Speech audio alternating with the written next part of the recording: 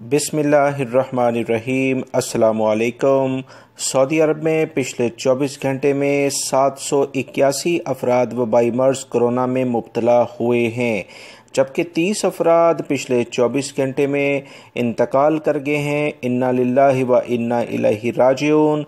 جبکہ 623 افراد پچھلے 24 گھنٹے میں وبائی مرض کرونا سے شفا یاب یعنی صحت مند بھی ہوئے ہیں۔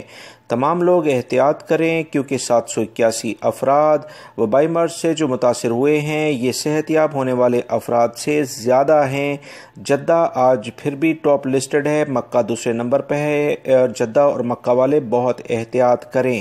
تفصیلات آپ سے شیئر کرتا ہوں۔ جدہ میں 62 ہیں، مکہ المکرمہ میں 58 کیسز سامنے آئے ہیں، مدینہ منورہ 51، دمام 50، ریاض 43، حفوف 36، الممرز 32، قطیف 31، یمبو 28، خمیس مشید 22، الناریہ کے علاقے میں 18، الزہران میں بھی 18، ارر میں بھی 18 ہیں، حفر الباطل 16، جبکہ حائل میں بھی 16، الخبر میں 15، بقیق 14، جبیل 12، جزان اللیس میں بھی 12 ہیں، بریدہ 10، الخیبر کے علاقے میں 9 ہیں، طائف میں بھی 9 ہیں، ابا 9، نجران 8، ملیجہ کے علاقے میں 7 ہیں، تبوک 7 ہیں، الخفجی 6، شرورہ 6، البہا 5، بسمر کے علاقے میں بھی 5، ظلم کے علاقے میں 5، الزلفی میں بھی 5، وادی دواسیر 5، السیاح کے علاقے میں 4، البدا، عنیزہ، الریت، العیدابی،